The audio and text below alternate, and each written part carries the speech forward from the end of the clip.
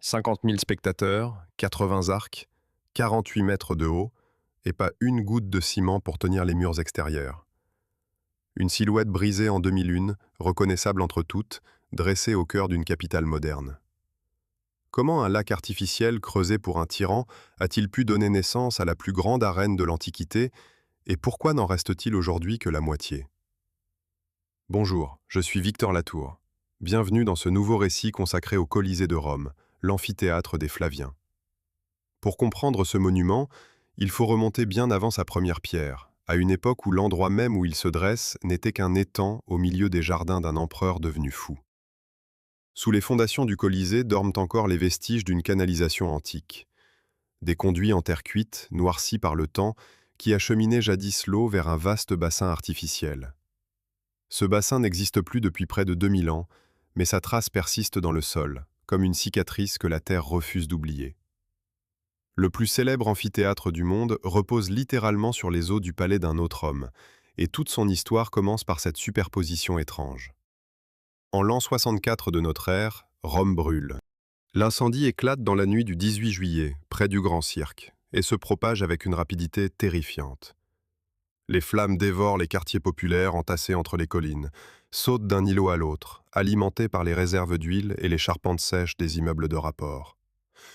6 jours et 7 nuits durant, le feu ravage la ville. Sur les 14 quartiers de Rome, 10 sont touchés, 3 sont entièrement réduits en cendres. Des dizaines de milliers d'habitants perdent tout. Au milieu de ce désastre, l'empereur Néron voit une occasion. Là où d'autres pleurent des ruines, il imagine un domaine.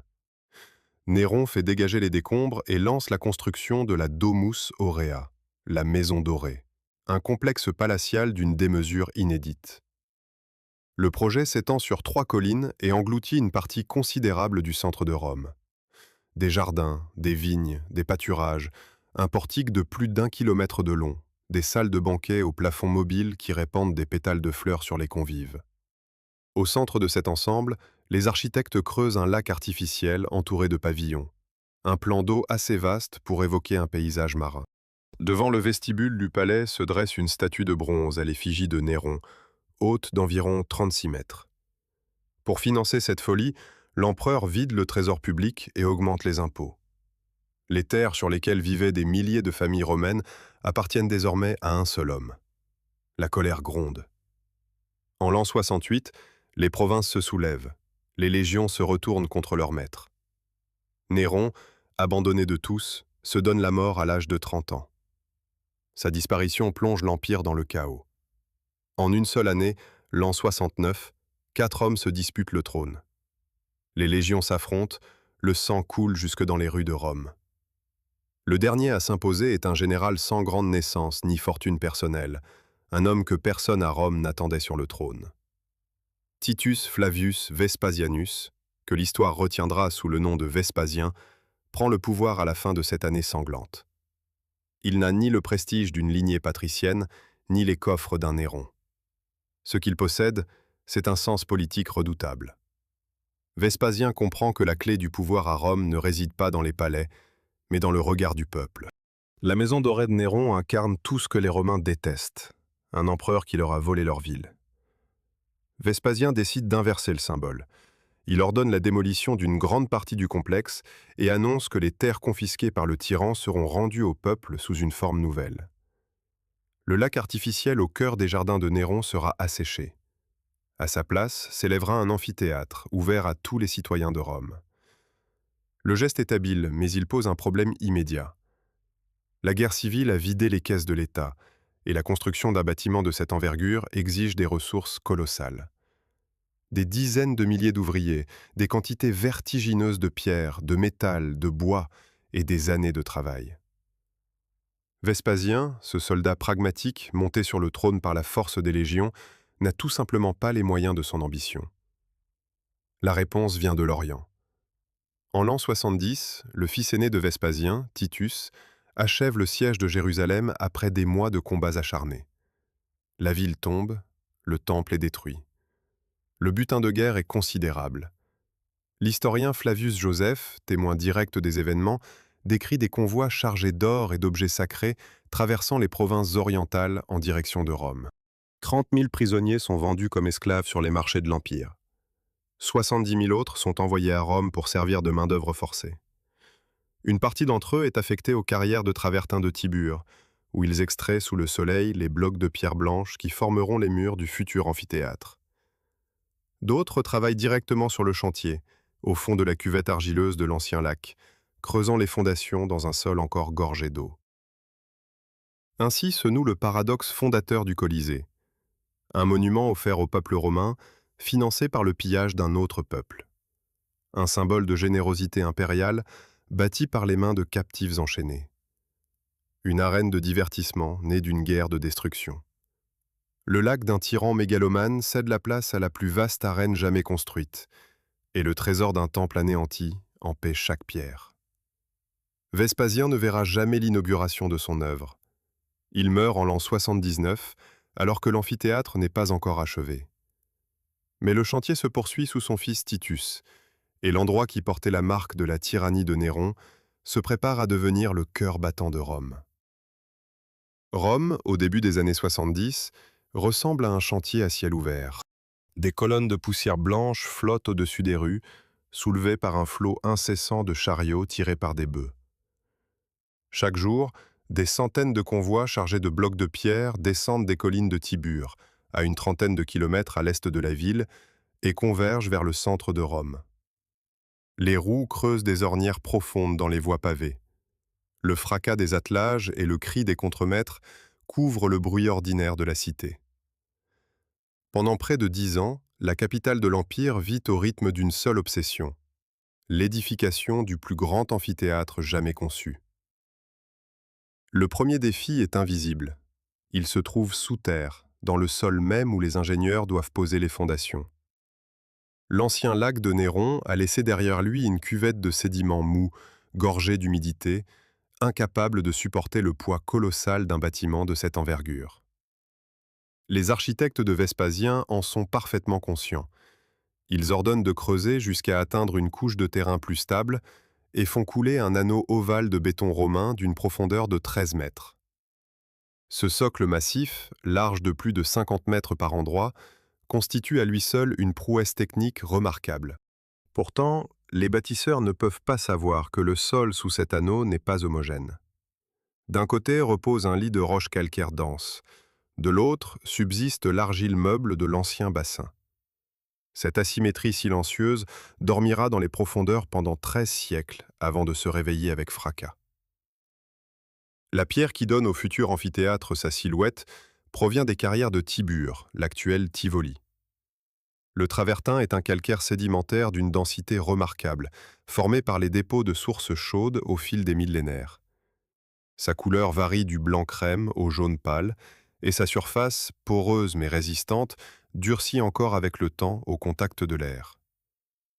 Les carriers découpent des blocs rectangulaires d'un poids moyen de 5 à 6 tonnes chacun. Certaines pièces dépassent les 8 tonnes. Pour transporter ces masses depuis Tibur jusqu'au chantier, les Romains aménagent une route spéciale et mobilisent des centaines de chariots à bœufs. On estime que la construction nécessite environ 100 000 mètres cubes de travertin, soit l'équivalent de plusieurs collines entières, découpées, transportées et remontées au cœur de la ville. Sur le chantier, la main-d'œuvre se divise en deux catégories distinctes. Les travaux les plus éreintants, l'extraction dans les carrières, le transport des blocs, le terrassement des fondations, reposent sur les épaules des prisonniers ramenés de Judée. Ces hommes, arrachés à leur terre après la chute de Jérusalem, travaillent sous la surveillance de gardes et dans des conditions que les sources antiques ne décrivent qu'à demi-mot. À côté d'eux, des artisans libres, maçons, charpentiers, forgerons, tailleurs de pierre, exécutent les tâches qui exigent un savoir-faire technique. Rome compte à cette époque des corporations d'ouvriers spécialisés, dont certaines se transmettent les secrets du métier de père en fils. Ce sont ces hommes qui taillent les blocs avec une précision millimétrique, ajustent les courbes de l'ellipse et montent les murs, étage par étage. La technique de construction repose sur un principe audacieux. Les blocs de travertin de la façade extérieure ne sont liés par aucun mortier ni ciment.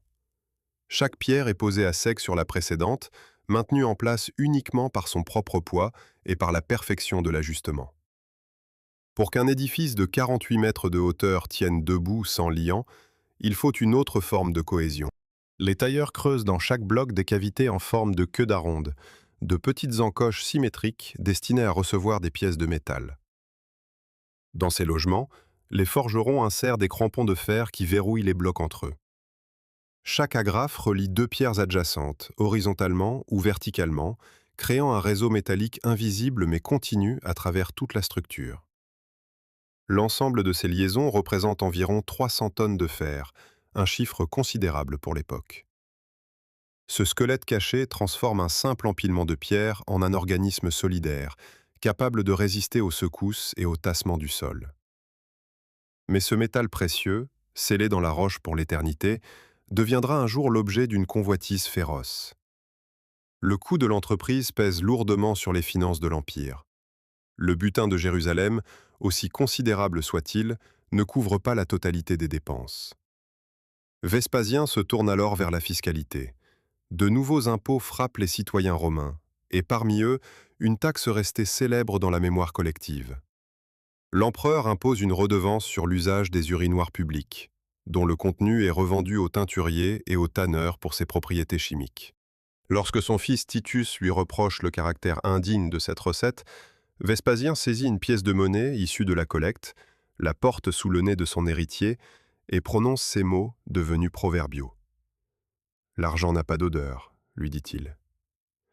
La formule traverse les siècles et survit encore dans les langues modernes, bien après que l'on a oublié qu'elle est née sur le chantier d'un amphithéâtre. Vespasien meurt en l'an 79, emporté par la maladie. La construction touche à sa fin, mais l'empereur n'assiste pas à l'inauguration. Son fils aîné, Titus, achève le 3e étage et ordonne les préparatifs des cérémonies d'ouverture. En l'an 80, Rome célèbre l'événement par 100 jours de fête ininterrompus. Des milliers de gladiateurs et de bêtes sauvages périssent sur le sable de l'arène. La foule afflue par les 80 arcs du rez-de-chaussée, découvre les gradins de travertin, les statues entre les colonnes, la lumière qui inonde la cavea. L'amphithéâtre des Flaviens est debout. 10 années de labeur, des dizaines de milliers de vies brisées, 300 tonnes de fer enfouies dans la pierre et un lac de tyrans transformé en arène du peuple. Un visiteur qui lève les yeux vers la façade du Colisée au 1er siècle de notre ère découvre un spectacle d'une régularité presque hypnotique. 80 arcs identiques se répètent sur le premier niveau, puis 80 autres au deuxième, et encore 80 au troisième. Dans chacune des arcades du 2e et du 3e étage se tient une statue grandeur nature, un dieu, un héros, un personnage illustre, et pas une seule ne reproduit sa voisine. 160 figures de pierre et de bronze peuplent cette façade comme les habitants silencieux d'un immeuble vertical. Pourtant, juste à côté de ce bâtiment d'une symétrie parfaite, une présence singulière rompt l'harmonie. Une statue de bronze d'environ 36 mètres de hauteur domine la place, le visage tourné vers le ciel, la tête ceinte de rayons métalliques.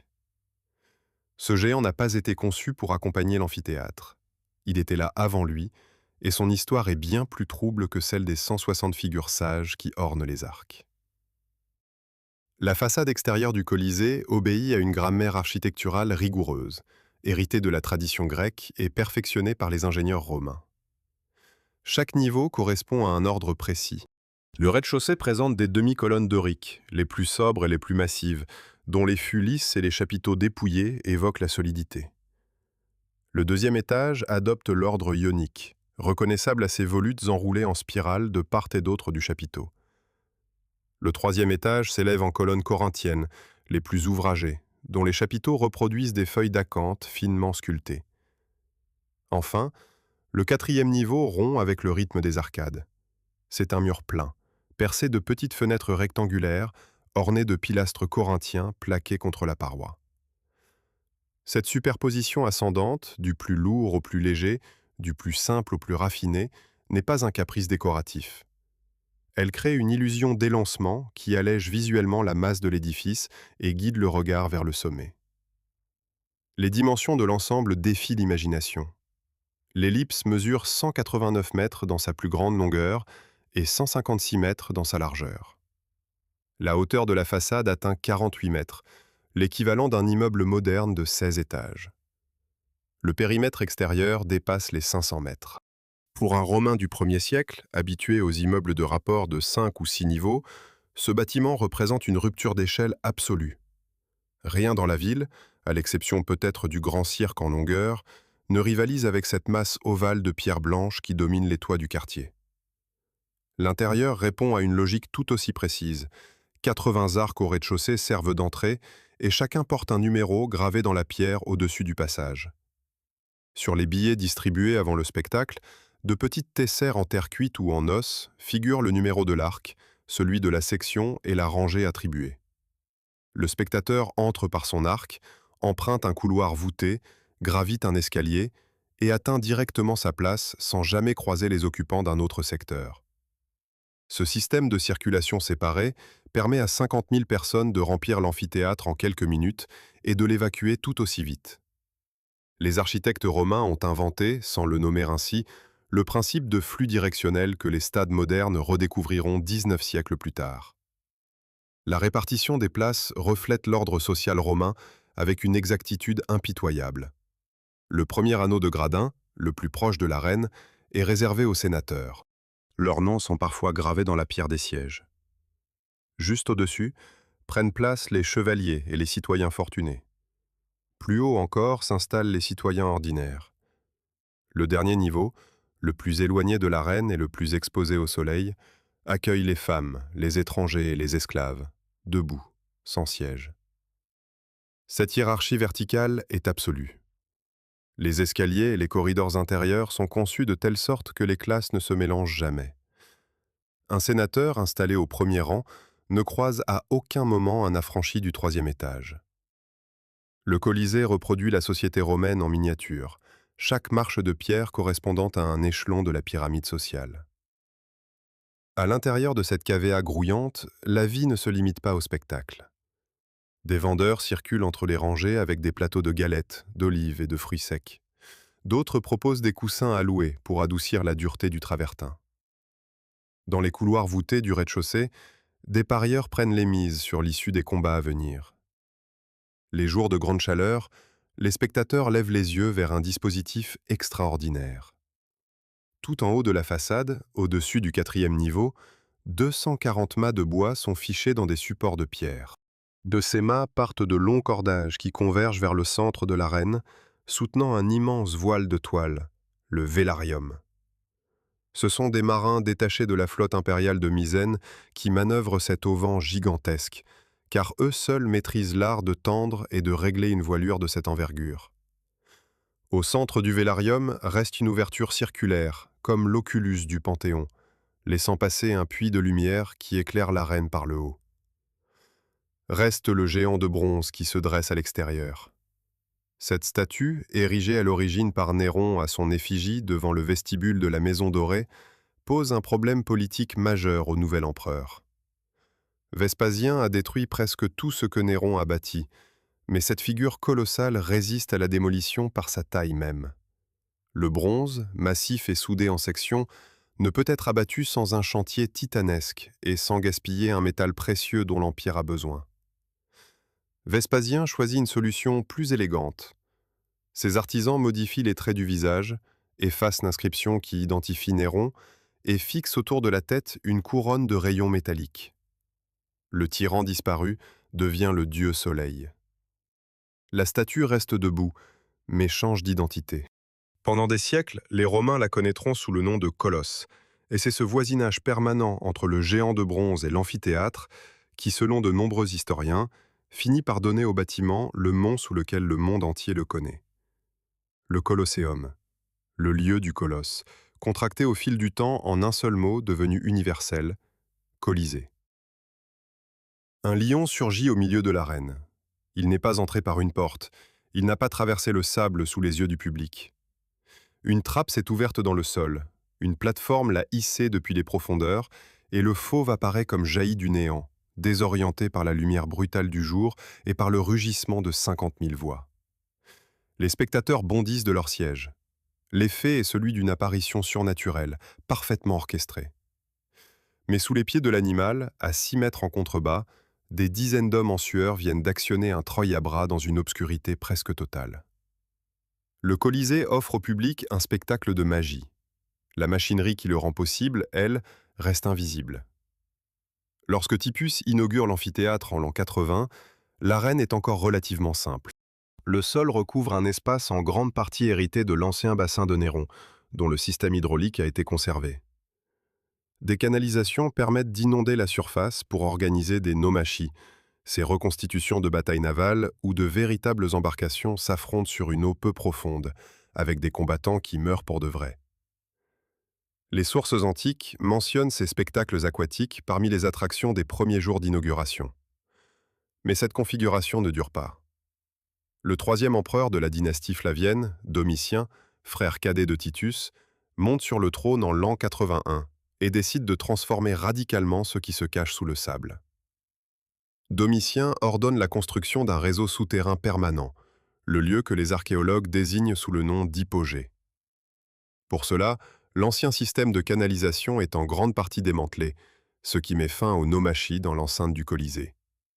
En échange, l'amphithéâtre gagne un organe entièrement nouveau. Sous le plancher de l'arène se déploient désormais 2 niveaux souterrains reliés par des escaliers étroits et des rampes inclinées. L'ensemble dessine un labyrinthe de couloirs rectilignes disposés en grilles, entrecoupés de salles voûtées de taille variable. La profondeur totale atteint environ 6 mètres sous le niveau de la surface. Vu du ciel, si l'on retirait le plancher, l'hypogée ressemblerait à une ruche rectangulaire enchâssée dans l'ovale de l'amphithéâtre, chaque alvéole remplissant une fonction précise. Les couloirs les plus larges servent d'artères de circulation pour les équipes techniques. De part et d'autre s'ouvrent des cellules de dimension réduite, certaines fermées par des grilles de fer. Ce sont les cages destinées aux fauves.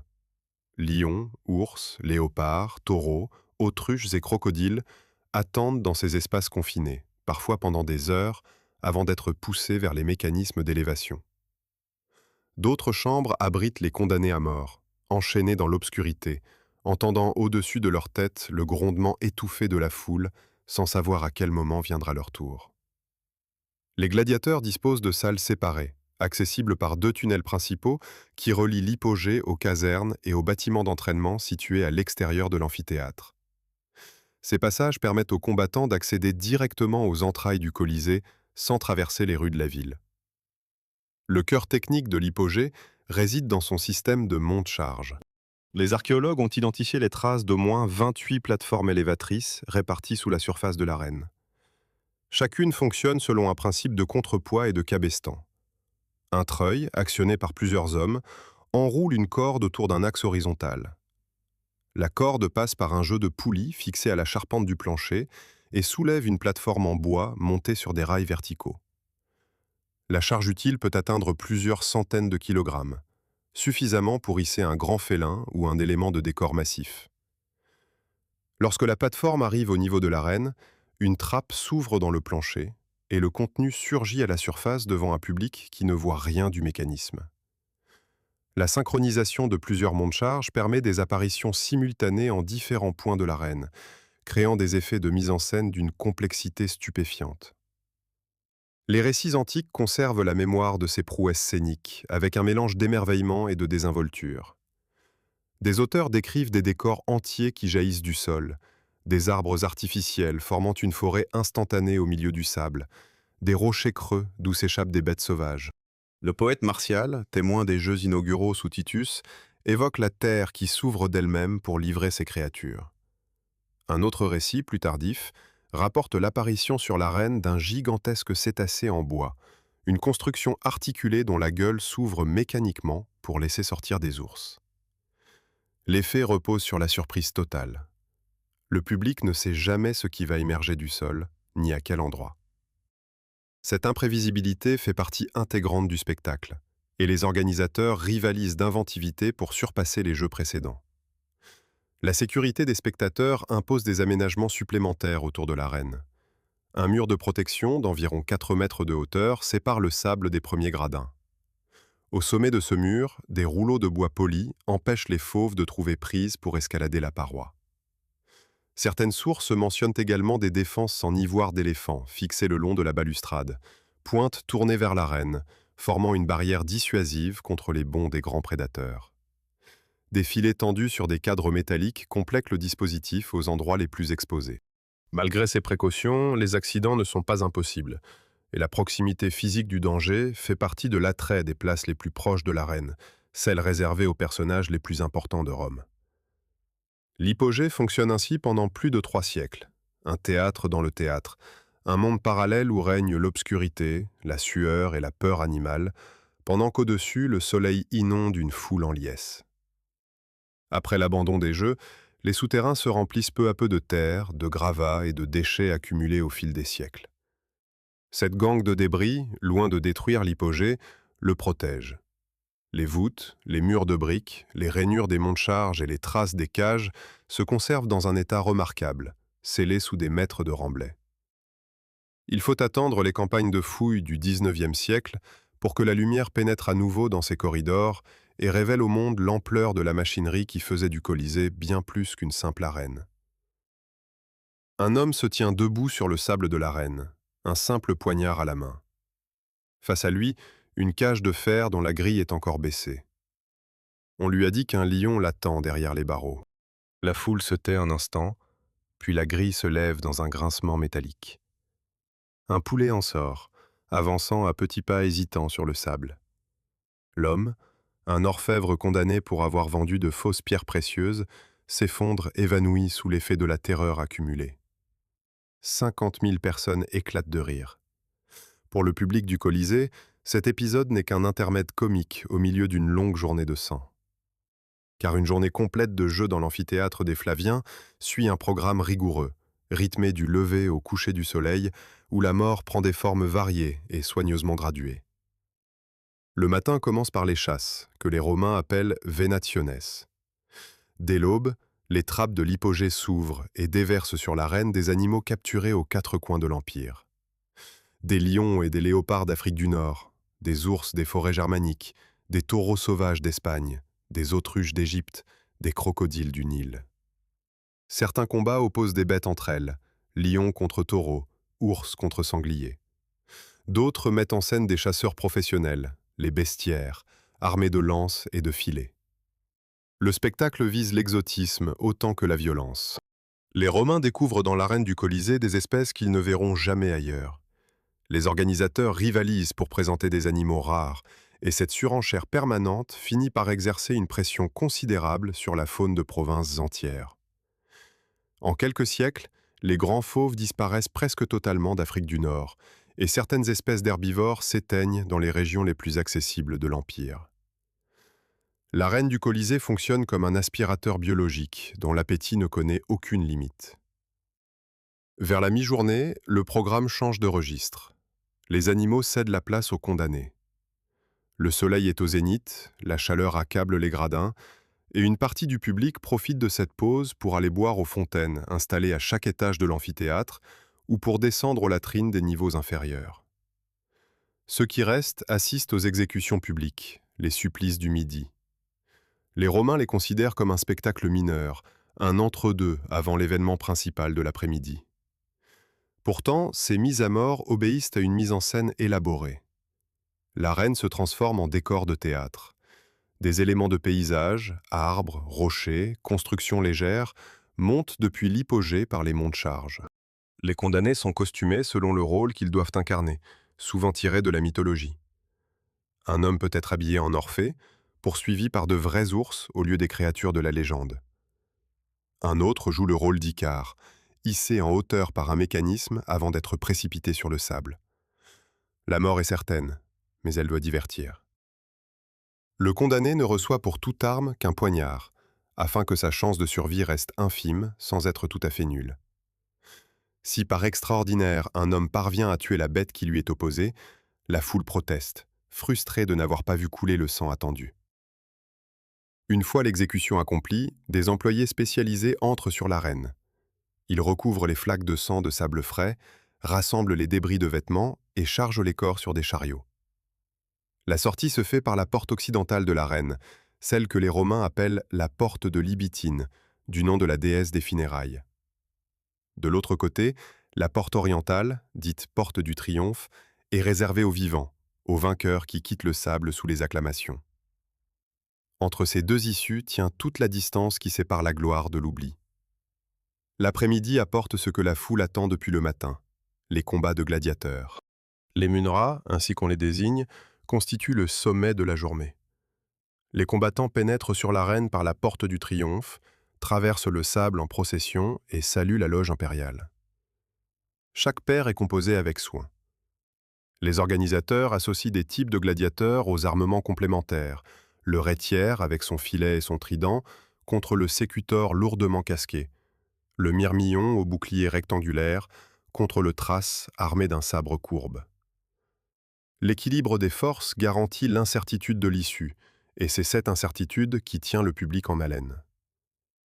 Le combat obéit à des règles précises, supervisées par un arbitre présent sur le sable. Lorsqu'un gladiateur est blessé au point de ne plus pouvoir se battre, il lève l'index et le majeur en signe de soumission, demandant au public de décider de son sort. La foule exprime son verdict par des gestes et des cris. Contrairement à l'image popularisée par les peintres du XIXe siècle, le pouce levé ne signifie pas nécessairement la vie.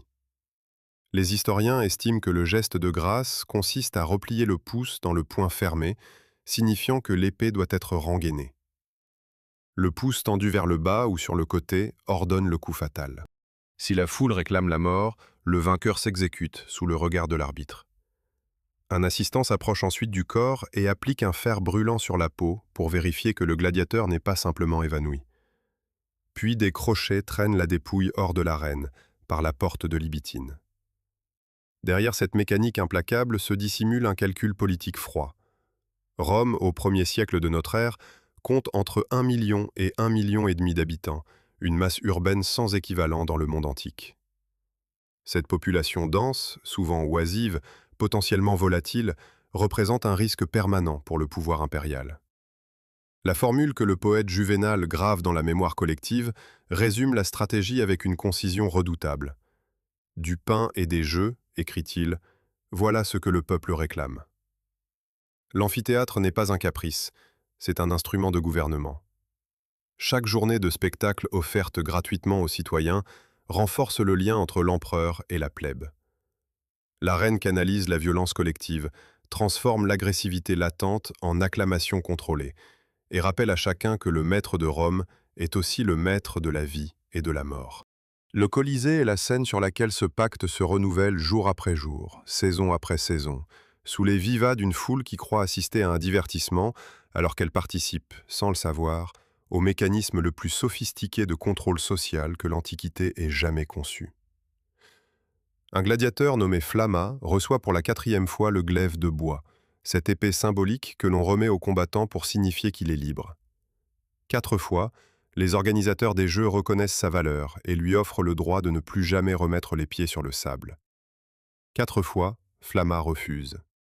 Il repose le glaive, signe un nouveau contrat et retourne dans sa caserne pour préparer le combat suivant. Cette décision, incompréhensible pour un esprit moderne, se répète jusqu'à son 39e affrontement, où il trouve enfin la mort sur l'arène du Colisée. Son épitaphe, gravée dans la pierre, conserve le décompte exact de ses victoires, de ses grâces obtenues et de ses combats nuls. Elle ne dit rien de ses raisons. Pourtant, l'histoire de Flamma éclaire mieux que tout traité savant la place singulière qu'occupent les gladiateurs dans la société romaine. Les premiers combattants de l'arène ne choisissent pas leur sort. Ce sont des prisonniers de guerre, des esclaves achetés sur les marchés ou des condamnés de droit commun que les tribunaux envoient mourir sur le sable au lieu de les exécuter dans l'anonymat d'une prison. Pour ces hommes, l'arène est une sentence, pas une vocation. Mais très tôt, la réalité économique transforme le système. Former un gladiateur coûte cher. L'entraînement dure des mois, parfois des années, sous la direction de maîtres d'armes expérimentés. Nourrir, loger, soigner un combattant représente un investissement considérable pour le propriétaire de l'école, le laniste, qui gère sa troupe comme un entrepreneur gère une compagnie. Perdre un gladiateur bien entraîné lors de son premier combat est une catastrophe financière. Aussi, contrairement à l'image popularisée par le cinéma, la plupart des affrontements ne se terminent pas par la mort. Le gladiateur blessé qui demande grâce l'obtient plus souvent qu'on ne le croit, parce que sa vie a une valeur marchande que ni le public ni l'organisateur n'ont intérêt à gaspiller sans raison. Les écoles de gladiateurs, les ludis, fonctionnent selon une discipline quasi militaire. La plus importante de Rome, le Ludus Magnus, se trouve à quelques dizaines de mètres du Colisée, relié à l'amphithéâtre par un passage souterrain. Les combattants y vivent en communauté, enfermés derrière de hauts murs, soumis à un régime alimentaire strict et à des séances d'entraînement quotidiennes. La nourriture est riche en céréales et en légumineuses, une alimentation conçue pour développer une couche de graisse sous-cutanée qui protège les organes et les vaisseaux sanguins lors des combats. Les gladiateurs ne ressemblent pas aux athlètes sculptés que l'on voit dans les films. Ce sont des hommes robustes et massifs, dont la silhouette épaisse constitue une armure naturelle contre les entailles superficielles. Chaque gladiateur se spécialise dans un type de combat défini par un armement et une technique propre. Le myrmillon porte un casque à large visière, un grand bouclier rectangulaire et un glaive court. Le thrace manie un petit bouclier rond et un sabre à lame courbe appelé sika. Le rétiaire, le plus légèrement équipé de tous, combat sans casque, armé d'un trident et d'un filet lesté de plomb qu'il lance sur son adversaire pour l'entraver. Le sécutor, son adversaire naturel, porte un casque lisse et arrondi dont la forme est spécialement conçue pour ne pas accrocher les mailles du filet.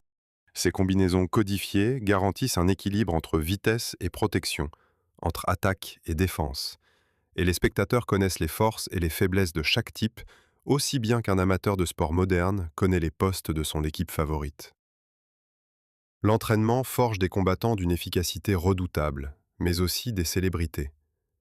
Les gladiateurs victorieux accèdent à une renommée comparable à celle des plus grands sportifs actuels. Leurs noms apparaissent sur les murs de la ville, gravés par des admirateurs anonymes.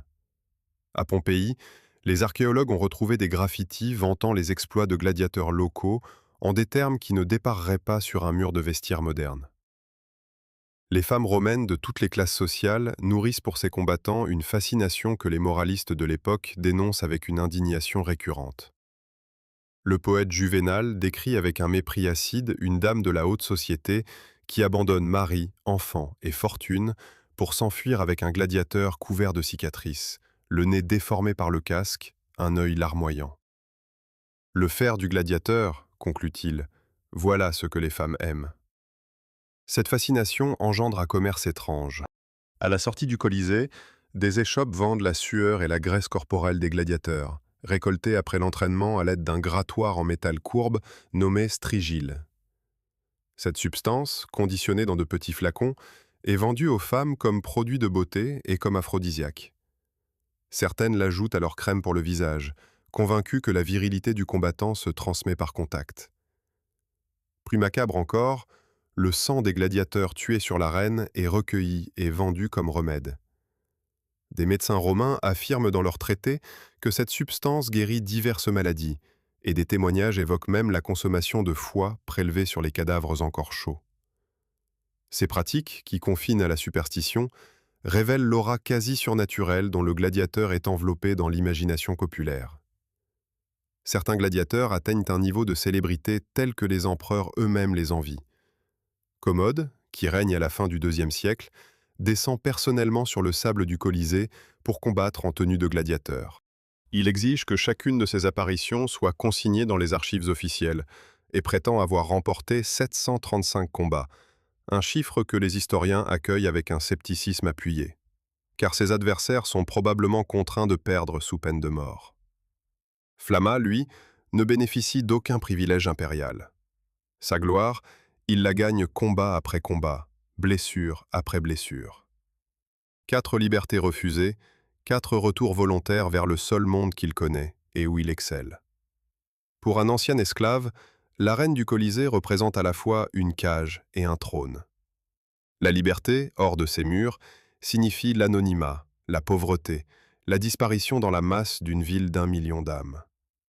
Sur le sable, Flamma est un nom, un visage, un destin que 50 000 personnes retiennent leur souffle pour regarder se jouer.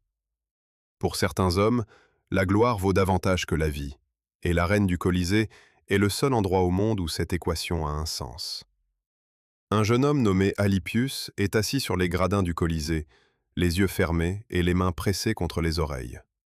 Ses amis l'ont traîné ici contre sa volonté, après l'avoir croisé dans la rue en début d'après-midi, alors qu'il se rendait au combat de gladiateurs. Alypius, chrétien convaincu, a résisté. « Vous pouvez forcer mon corps à entrer, leur a-t-il dit, mais vous ne pouvez pas forcer mes yeux à regarder. » Il tient parole. Pendant de longues minutes, il reste immobile, retranché dans son obscurité volontaire, tandis qu'autour de lui la foule hurle et que le fer résonne sur le sable. Puis un gladiateur tombe. Le rugissement du public est si violent, si soudain, qu'Alypius ouvre les yeux par réflexe. Il voit le sang, le corps effondré, la liesse des spectateurs. Et au lieu de détourner le regard, il se fige. Le récit qu'en fait saint Augustin, ami proche d'Alypius, est d'une précision clinique.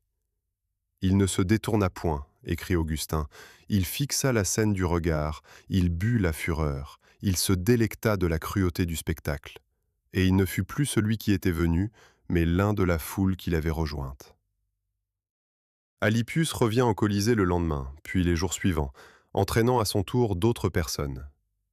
L'anecdote, rapportée dans les Confessions, illustre la puissance d'attraction de l'arène et la difficulté immense que représente la lutte contre 6 siècles d'habitudes collectives. Car les combats de gladiateurs ne sont pas une invention du Colisée. Leur origine remonte bien avant la construction de l'amphithéâtre des Flaviens. Le premier affrontement de gladiateurs attesté à Rome a lieu en 264 avant notre ère, lors des funérailles d'un aristocrate nommé Junius Brutus Pera. Ses fils organisent un combat entre 3 paires de combattants pour honorer la mémoire de leur père, selon un rituel emprunté au peuple voisin de Rome. Le sang versé sur le sol est censé nourrir l'esprit du défunt.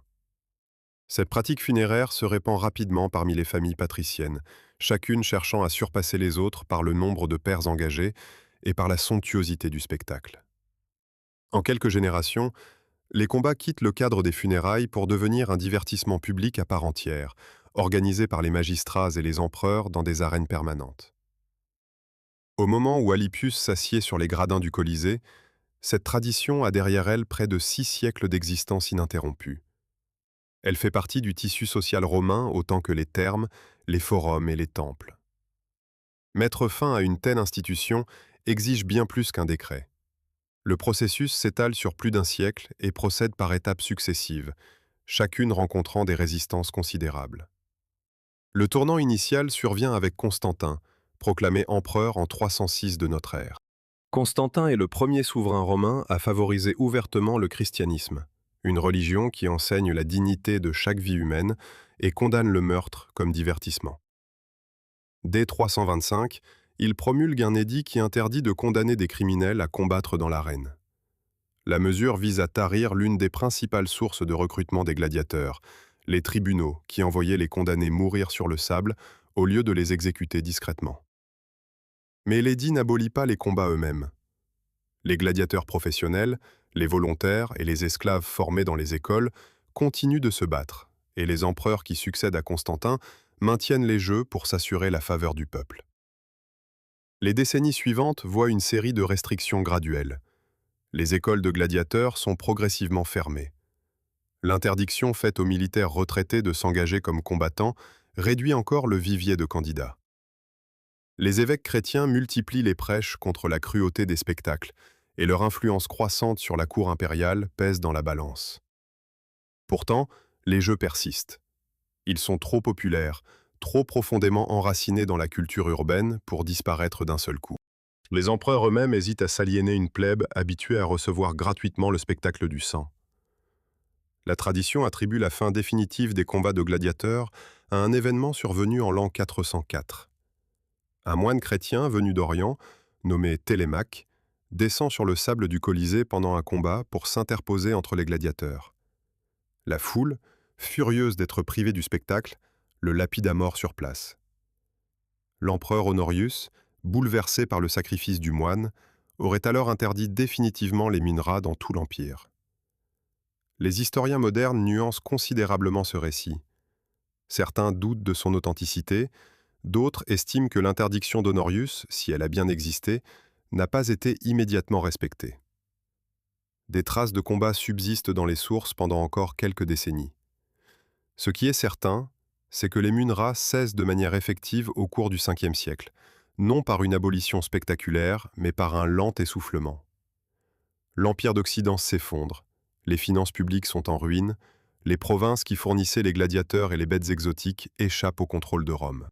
Il n'y a plus d'argent pour organiser les jeux, plus de réseau commercial pour acheminer les fauves d'Afrique, plus de pouvoir central pour orchestrer des spectacles de masse. Les chasses aux animaux sauvages survivent un peu plus longtemps que les combats entre hommes. Les Venationes se maintiennent au Colisée au moins jusqu'au VIe siècle. Les derniers spectacles attestés dans l'amphithéâtre remontent au règne de Théodoric le Grand, roi des Ostrogoths installé à Ravenne, qui autorise encore des chasses dans l'arène pour apaiser la population romaine. Mais ces événements sont devenus rares et modestes, sans rapport avec les massacres grandioses de l'époque impériale. L'arène du Colisée se tait peu à peu. Les trappes de l'hypogée ne s'ouvrent plus, les montes-charges rouillent dans leurs rails, et le sable cesse d'absorber le sang des combattants. Le Colisée entre alors dans un long silence. Les gradins se vident, les couloirs se couvrent de poussière, et l'herbe commence à pousser entre les joints de travertin. Le bâtiment le plus bruyant de l'Antiquité devient un lieu désert, une carcasse de pierre trop immense pour être simplement oubliée. L'empire qu'il a érigé n'existe plus. La foi qui a combattu ces spectacles triomphe. Mais les murs restent debout. Et c'est précisément cette survie obstinée d'une structure privée de sa fonction qui ouvre un nouveau chapitre de son existence, bien différent de tout ce que ses bâtisseurs avaient pu imaginer.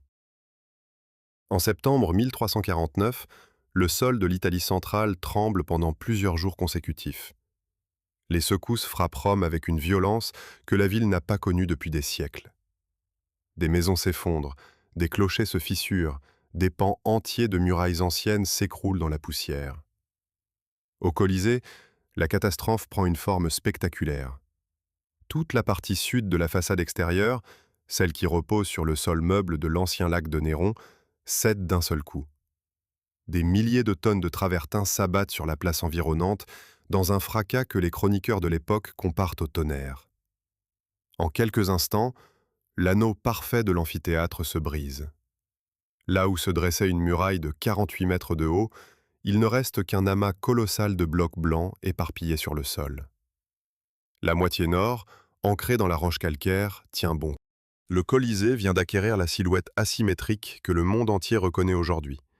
Cette forme de fer à cheval béant dont une extrémité touche encore le ciel, tandis que l'autre s'affaisse en gradins brisés. Mais l'histoire de la dégradation du Colisée ne commence pas avec ce séisme. Elle remonte à plusieurs siècles en amont, à une époque où l'amphithéâtre cesse d'être un lieu de spectacle pour devenir un lieu de vie. Après l'arrêt définitif des Jeux, au cours du VIe siècle, le bâtiment reste debout, mais sans fonction. Les autorités l'abandonnent. Les arcs du rez-de-chaussée, qui servaient autrefois d'entrée pour la foule, deviennent alors des abris pour les plus démunis. Ce qui débute comme une occupation sauvage se transforme progressivement en un véritable quartier habité.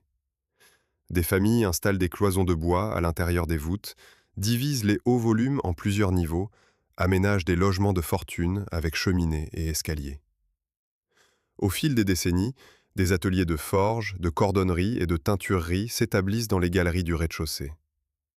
L'arène elle-même, recouverte d'une couche de terre et de débris, se transforme en potager collectif.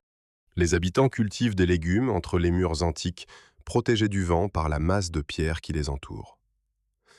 Le Colisée devient une sorte de village vertical, un immense rocher percé de cavités où grouille une population qui n'a aucune conscience de vivre à l'intérieur d'un monument historique.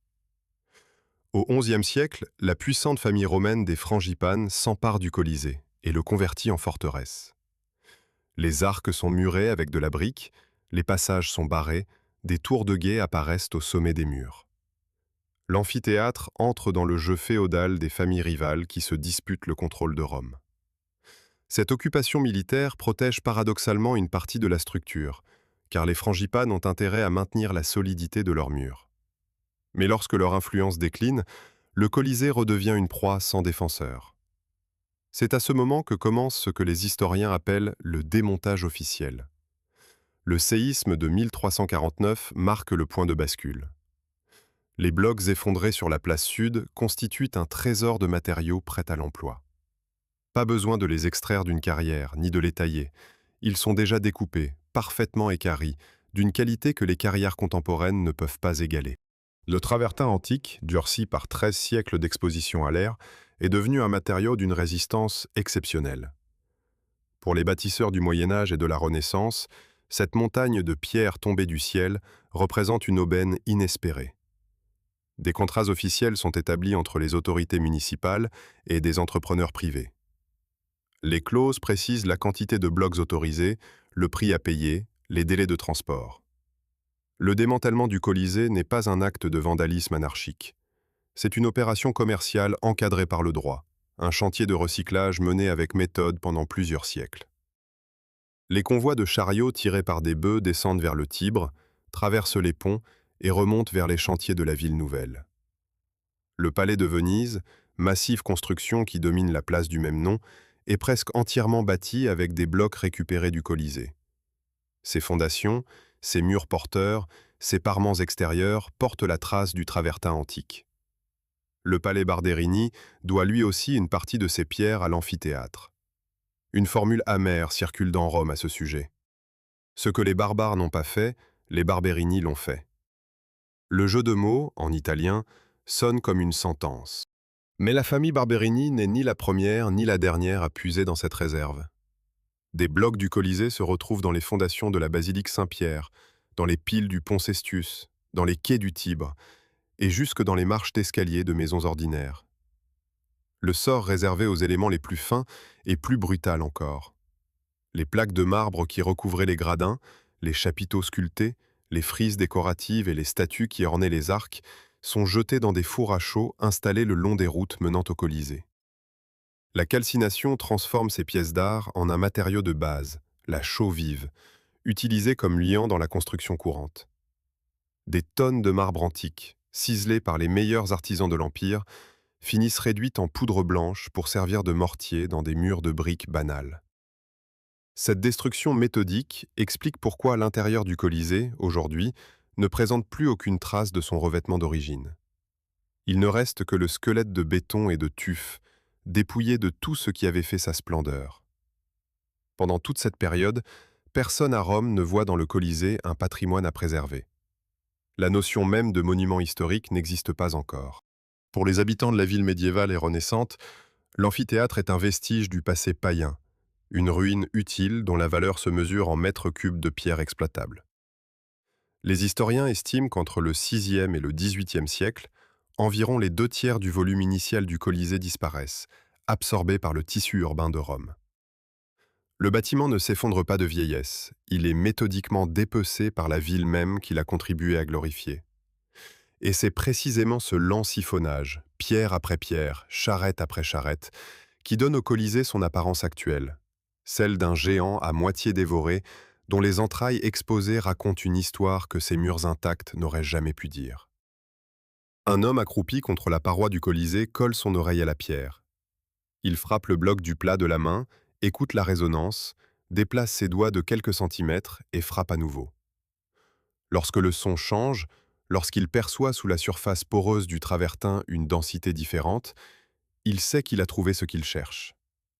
Il prend un long burin de fer, le positionne contre la roche et commence à frapper avec un maillet. La poussière blanche jaillit à chaque coup. Le trou s'approfondit lentement, centimètre après centimètre, jusqu'à ce que la pointe du burin bute contre quelque chose de dur et de froid. Du métal. L'homme élargit l'ouverture, glisse un crochet dans la cavité et arrache un crampon de fer noirci par 13 siècles d'enfouissement. Ce morceau de métal, qui pesait autrefois sur la balance de l'ingénieur romain comme un élément vital de la structure, pèse désormais sur celle du ferrailleur médiéval comme une poignée de pièces de monnaie. Derrière lui, dans la paroi, reste un trou béant qui ne sera jamais rebouché. Si l'on observe aujourd'hui la façade du Colisée à faible distance, un détail frappe immédiatement le regard. La surface des blocs est criblée de milliers de cavités rondes ou oblongues, profondes de 10 à 30 cm, qui constellent la pierre à intervalles réguliers. Beaucoup de visiteurs prennent ces marques pour des impacts de projectiles, traces imaginaires d'un bombardement ou d'un siège. La réalité est plus prosaïque et plus dévastatrice. Chacun de ces trous est la cicatrice laissée par l'extraction d'un crampon de fer. Les 300 tonnes de métal que les bâtisseurs du 1er siècle avaient scellées dans la structure pour lier les blocs entre eux représentent, pour les habitants du Moyen Âge, une mine à ciel ouvert d'une valeur considérable.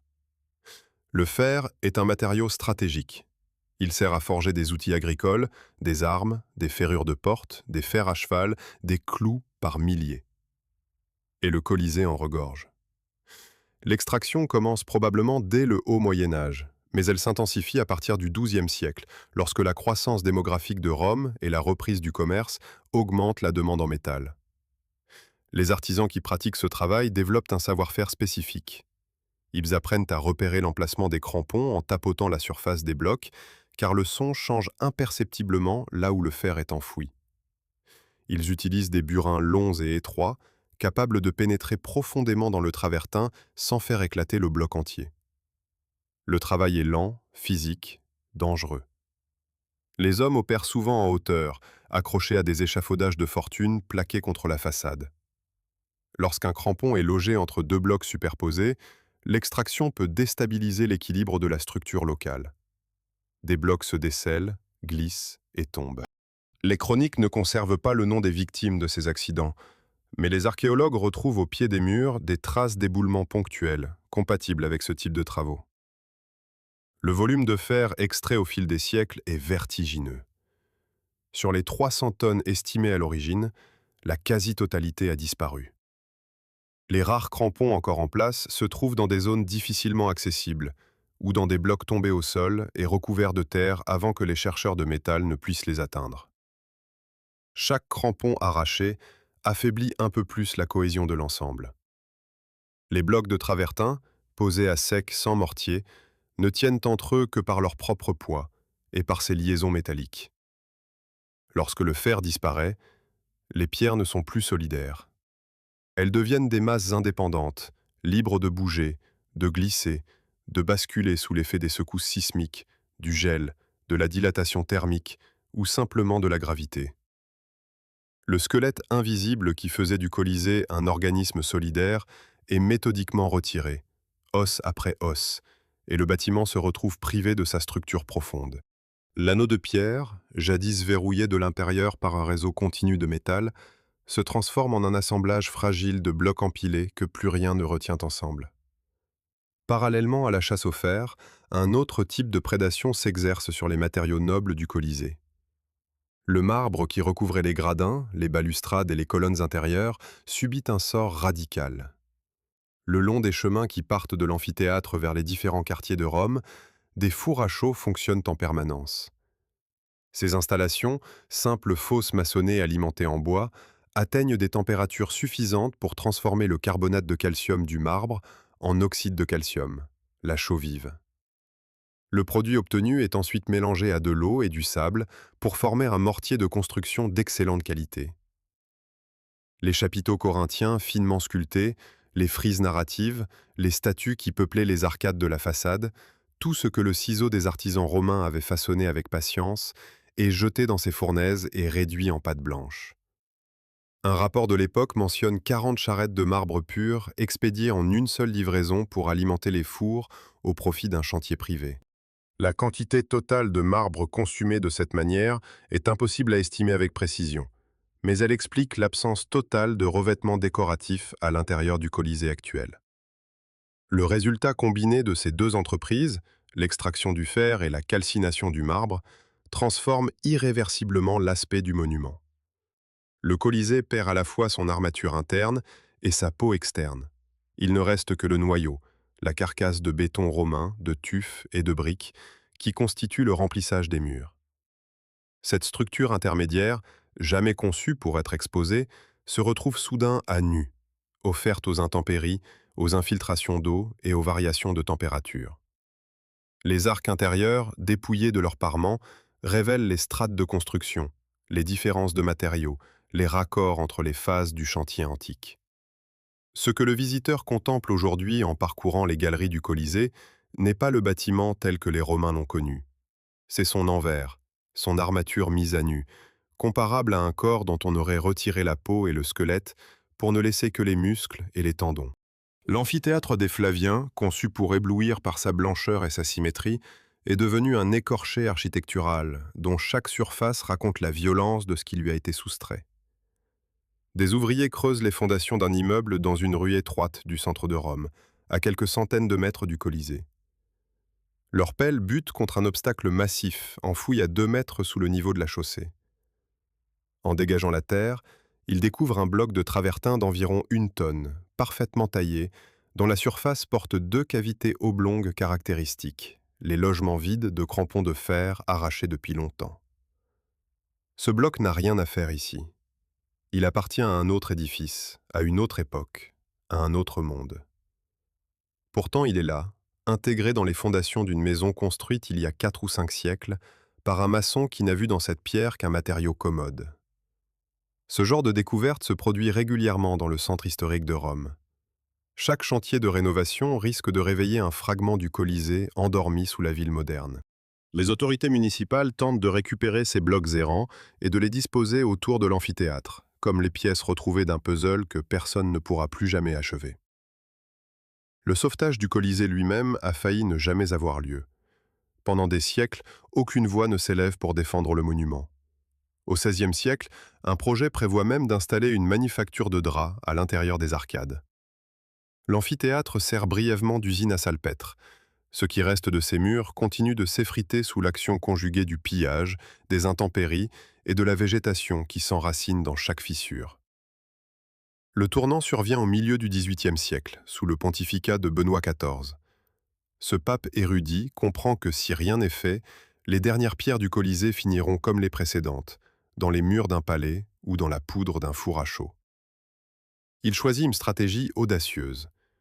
En 1749, il consacre officiellement le Colisée comme lieu saint, dédié à la mémoire des martyrs chrétiens qui auraient péri dans l'arène. Un grand crucifix est érigé au centre de l'arène. Des stations du chemin de croix sont installées le long du périmètre intérieur, et le vol de pierres est désormais assimilé à un sacrilège. Les historiens contemporains notent que les preuves de persécution massive de chrétiens spécifiquement dans le Colisée sont fragiles. Mais la stratégie fonctionne. Le bouclier religieux accomplit ce que ni les lois ni la raison n'avaient réussi à faire. Le pillage cesse presque du jour au lendemain. La peur du châtiment divin se révèle plus efficace que n'importe quel décret impérial. Au début du XIXe siècle, les autorités pontificales passent de la protection symbolique à l'intervention physique. L'architecte Raphaël Stern, puis son successeur Giuseppe Valadier, construisent les massifs contreforts de briques que l'on voit encore aujourd'hui aux extrémités du fer à cheval. Ces épaulements, qui ressemblent à d'énormes béquilles plaquées contre les flancs de l'édifice, empêchent la partie conservée de la façade de basculer vers l'extérieur. Sans ces renforts, les ingénieurs estiment que la moitié nord, celle qui a résisté au séisme grâce à son assise rocheuse, aurait fini par s'effondrer à son tour sous l'effet de son propre déséquilibre. Le Colisée est sauvé de justesse, figé dans son état de ruine par des mains modernes qui acceptent pour la première fois de ne pas le transformer, mais simplement de le maintenir debout. Les premières fouilles scientifiques de l'hypogée débutent dans les années 1810 et se poursuivent par campagnes successives tout au long du siècle. Les archéologues dégagent les tonnes de terre et de gravats qui comblaient les souterrains depuis l'abandon des Jeux. Sous cette gangue protectrice apparaissent les murs de briques des couloirs, les rainures verticales des monts de charge, les alvéoles des cages à fauves et les vestiges des rampes inclinées. Le sous-sol du Colisée, invisible pendant plus d'un millénaire, redevient lisible. Cette redécouverte bouleverse la compréhension du monument et révèle l'ampleur de la machinerie qui se cachait sous l'arène. Pendant que les archéologues explorent les profondeurs, les botanistes s'intéressent aux hauteurs. Au XIXe siècle, le Colisée abrite une flore d'une richesse inattendue. Le médecin et naturaliste britannique Richard Deakin publie en 1855 un catalogue minutieux des espèces végétales qui poussent dans les murs de l'amphithéâtre. Il en recense plus de 400, dont certaines n'existent nulle part ailleurs dans la région. Des graines venues d'Afrique et d'Orient, transportées jadis dans le pelage ou le système digestif des animaux sauvages amenés pour les jeux, ont germé dans les interstices de la pierre et donné naissance à un écosystème unique. Le Colisée, machine de mort pour les bêtes de l'Empire, est devenu sans le vouloir un conservatoire botanique où survivent les descendants végétaux de ses propres victimes. Le XXe siècle apporte des menaces d'un genre nouveau. Rome se transforme en métropole moderne, avec ses autobus, ses automobiles et surtout son réseau de métropolitains. La ligne B du métro passe à proximité immédiate du Colisée, et chaque passage de rame génère des micro-vibrations qui se propagent dans le sol jusqu'aux fondations de l'amphithéâtre. Pour un être humain, ces oscillations sont imperceptibles. Pour des blocs de travertin pesant plusieurs tonnes, privés de leurs crampons de fer et simplement posés les uns sur les autres, chaque secousse est un risque de glissement. La pollution atmosphérique attaque la surface poreuse de la pierre, et les millions de touristes qui parcourent les galeries chaque année exercent une pression physique continue sur des sols et des escaliers conçus il y a 2 millénaires. Des centaines de capteurs de haute précision sont installés sur les murs pour suivre en temps réel les mouvements de la structure. Le Colisée est désormais placé sous surveillance permanente, comme un patient dont les constantes vitales sont enregistrées à chaque seconde. La question de la restauration intégrale a été posée et tranchée. Les ingénieurs ont conclu que les matériaux modernes, le béton armé, l'acier contemporain, réagissent différemment du travertin antique aux variations de température et d'humidité. Injecter des éléments neufs dans une structure vieille de 2000 ans provoquerait des tensions internes, capables de fracturer les murs de l'intérieur. Le Colisée ne sera donc jamais reconstruit. Sa moitié manquante restera absente. Mais c'est précisément cette absence qui fait de lui ce qu'il est. Un amphithéâtre intact ressemblerait à un stade. Le Colisée, dans son état de ruine maîtrisée, raconte une histoire que la pierre entière ne pourrait pas dire. Ses arcs brisés, ses parois dénudées, ces milliers de trous laissés par les chasseurs de fer parlent de la grandeur et de la chute, de la construction et du pillage, de l'orgueil impérial et de la survie obstinée. Le moine anglo-saxon Bède le Vénérable écrivait au 8e siècle une sentence que les Romains se transmettent encore. Tant que le Colisée tiendra debout, Rome tiendra debout. Et quand le Colisée tombera, Rome tombera. Et quand Rome tombera, le monde tombera. La prophétie tient toujours. Le Colisée est debout, à sa manière, incomplet, blessé, cerné par le bruit d'une ville de 3 millions d'habitants, mais debout. Et chaque bloc de travertin retrouvé dans les sous-sols de Rome rappelle que l'amphithéâtre n'a pas disparu. Il s'est simplement dispersé dans la chair même de la ville qu'il a engendrée. Merci d'avoir suivi ce récit jusqu'au bout. Je suis Victor Latour, et si cette histoire vous a intéressé, n'hésitez pas à laisser un pouce en l'air et à vous abonner à la chaîne pour ne rien manquer des prochains voyages dans le temps.